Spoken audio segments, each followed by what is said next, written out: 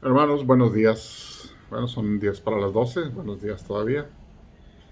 Y bueno, hoy es martes, día de enviar eh, una meditación, ¿verdad? Y pues seguimos meditando, hermanos, en el libro de Romanos. Un libro bastante difícil, pero a la vez claro en cuanto a su predicación. Difícil porque es un libro que nos da en el orgullo, ¿verdad? Que nos da en nuestra soberbia, en nuestro ego, ¿verdad? Tratando de hacer cosas para ganarnos favores de Dios, ¿verdad? Y Dios dice, pues yo no, como decía aquí el apóstol Pablo en el capítulo 2 de Romanos, aquí mismo, ¿verdad? Pues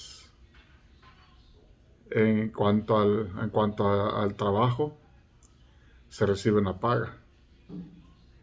Dice, pero Dios no da porque nos deba ya bendiciones por lo bueno que hemos sido, ¿verdad? Sino que al contrario es gracia. Él nos regala por su amor, por su gracia, por su misericordia. Y con mayor razón, pues vemos la salvación como pues una obra de la gracia del Señor, ¿verdad? De la gracia de Él, pues, su misericordia nos ha dado la salvación. Y no es que hayamos hecho algo, aceptar o no aceptar, está muy de moda todo eso, ¿verdad? El aceptar a Cristo, ¿verdad? Como un favor que le hacemos a Dios. Y la realidad es que, como dice aquí el apóstol Pablo, pues es por gracia de Dios, es por fe, y la fe, dice, es un don de Dios. Claro, el mismo Romanos dice, lo vamos a ver después, la fe viene por el oír, no es en automático que Dios nos da la fe así para que creamos, sino que es el apóstol Pablo, la fe viene por el oír, y por el oír la palabra de Dios. Entonces esa fe nos es dada a través de oír la palabra de Dios. Por eso dice el Señor que prediquemos a toda criatura, ¿verdad? Para que esa fe pueda llegar a través de la palabra de Dios. A través de la locura, la predicación, dice el mismo apóstol Pablo. Y bueno, empezamos con este capítulo 5. Pablo viene argumentando esto que estamos diciendo precisamente, que la fe es por gracia de Dios. Y empieza este 5. Por tanto, habiendo sido justificados por la fe, tenemos paz para con Dios por medio de nuestro Señor Jesucristo, por medio de quien también hemos obtenido entrada por la fe a esta gracia, en la cual estamos firmes y nos gloriamos en la esperanza de la gloria de Dios. Por eso no se entiende todo esto, ¿verdad? Muchas veces no se entiende, se tergiversa. Se habla de que somos fuertes, se habla de que yo estoy agarrado de la mano de Dios, se habla de que somos guerreros. La realidad es que somos débiles, no somos grandes guerreros, no somos fuertes, ¿verdad? Sino que pertenecemos en Dios a través de Jesucristo, porque Él dice que nos tiene sostenidos de su mano, ¿verdad? Y nadie nos puede arrebatar de la mano del Señor. Y lo dice Jesús, mi Padre mayor que todos es, y nadie los podrá arrebatar de la mano de mi Padre, ¿verdad? Entonces, y el mismo apóstol Pablo aquí ya en Romanos 8, habla y dice que porque nada nos podrá separar del amor de Cristo, ni tribulación, ni angustia, ni nada, ninguna otra cosa creada, ni potestades, ni principados, ni Satanás nos podrá separar del amor de Cristo. Porque ese amor es en Cristo Jesús, ¿verdad? Entonces, Pablo viene argumentando, hermanos, argumentando que Dios, que Cristo, es el fuerte, es el que hizo todo. Justificados por la fe, tenemos paz para con Dios por medio de nuestro Señor Jesucristo, por medio de quien también hemos obtenido entrada por la fe a esta gracia.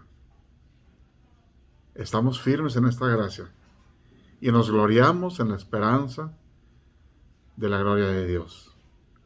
Y no solo esto, sino que también nos gloriamos en las tribulaciones, sabiendo que la tribulación o la angustia produce paciencia. A veces estamos tan enfrascados que no recordamos, ¿verdad?, que Dios está permitiendo esto para darnos paciencia. No es que le pida, Señor, dame paciencia y pum, tenle paciencia. Sino que nos da motivos para ser pacientes, ¿verdad? En medio de la tribulación, por ejemplo, paciencia. En medio de la angustia, en medio de alguna situación difícil, en medio de una situación que no nos gusta, nos va a producir paciencia. Y la paciencia produce carácter. El carácter de Cristo en nuestra vida. No que un carácter así, yo soy de carácter fuerte. No. Habla del carácter de Cristo. La paciencia nos produce el carácter de Cristo. Y ese carácter nos produce esperanza. Y la esperanza, dice, no desilusiona. Porque el amor de Dios ha sido derramado en nuestros corazones por medio del Espíritu Santo que nos fue dado. Fíjense, las tres personas de la Trinidad, un solo Dios. Todos actuando a nuestro favor. A través del Espíritu Santo nos produce la paciencia, el carácter, la esperanza. Y al tener esperanza, no nos desilusionamos, ¿verdad? Pues tenemos esperanza, como decía en el capítulo 4, el apóstol Pablo, en ese capítulo que vimos este domingo. Esperanza contra esperanza tenía Abraham, ¿verdad? Una esperanza en que un hijo de él, un descendiente de él, iba a ser bendición para todas las naciones. Y la otra esperanza era que iba a tener un hijo. Iba a tener un hijo, dice, y yo ya tengo 100 años. Pero Dios me prometió un hijo. Y Sara tiene 90 años. Y ya no es fértil. En la edad de fertilidad, Sara no fue fértil. No fue fértil. Ahora en su edad, que hay infertilidad, pues menos va a ser fértil, ¿verdad?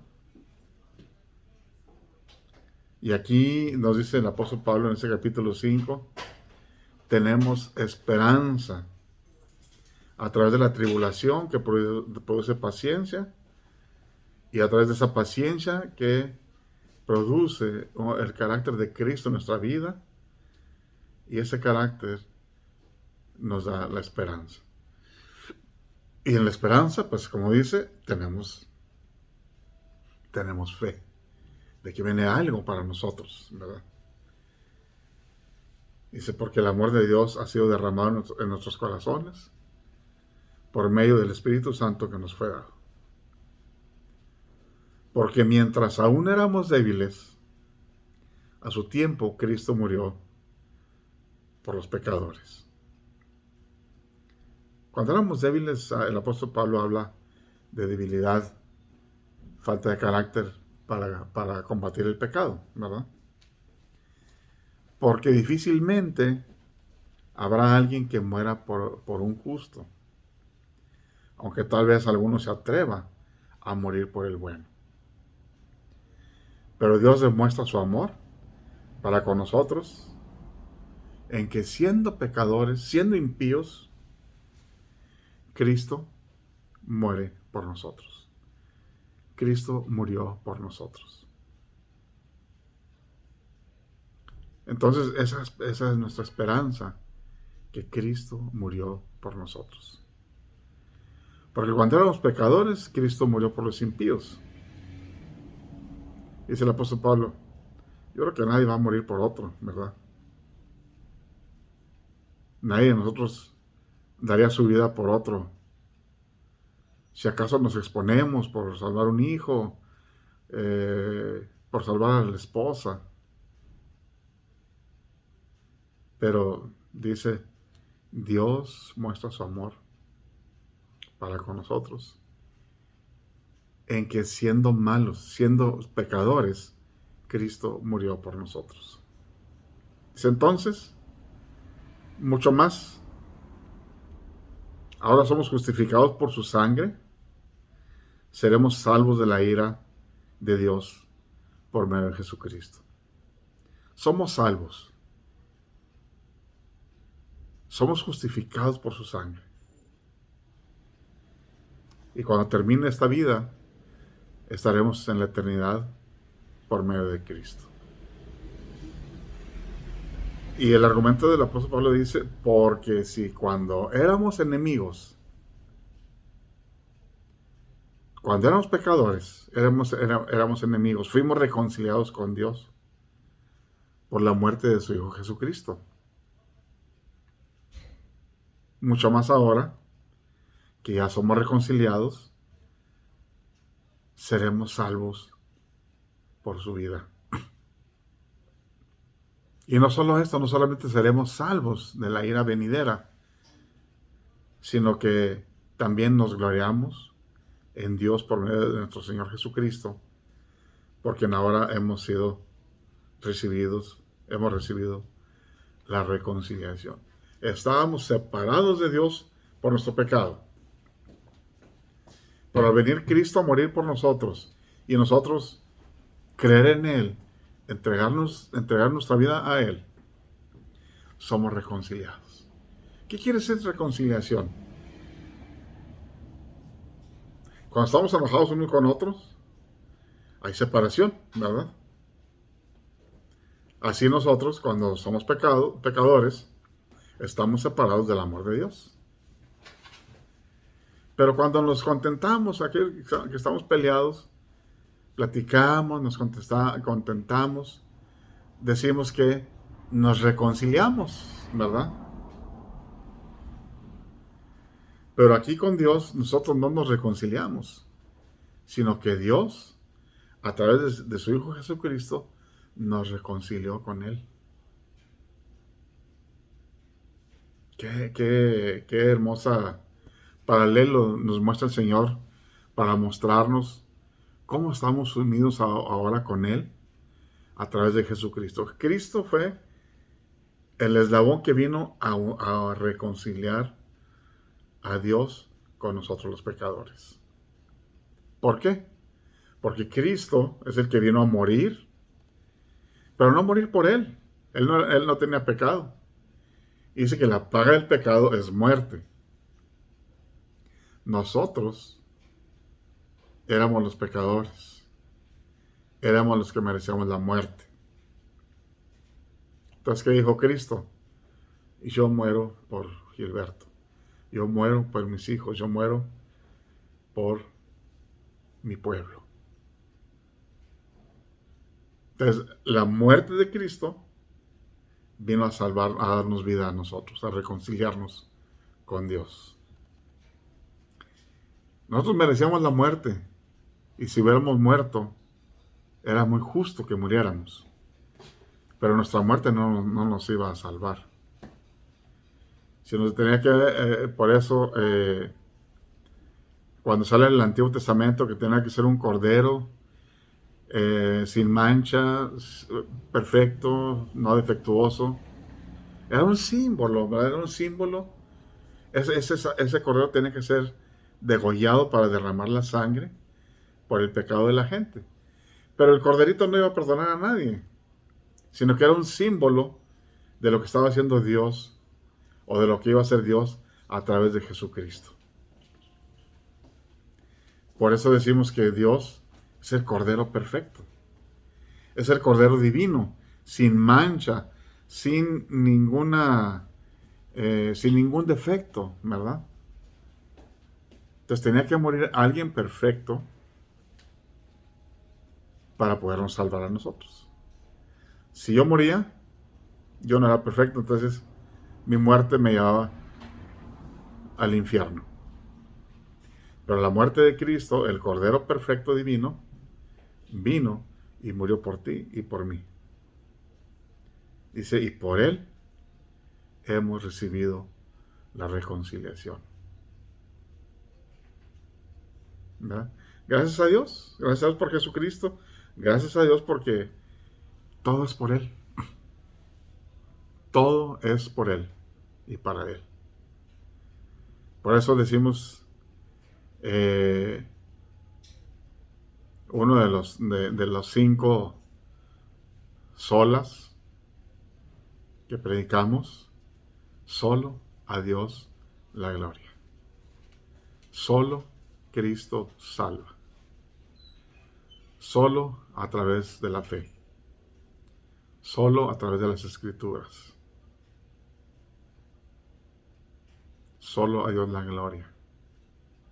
¿Verdad? Entonces tenemos paz para con Dios, ¿verdad? Y es solo Él. Y solo Él.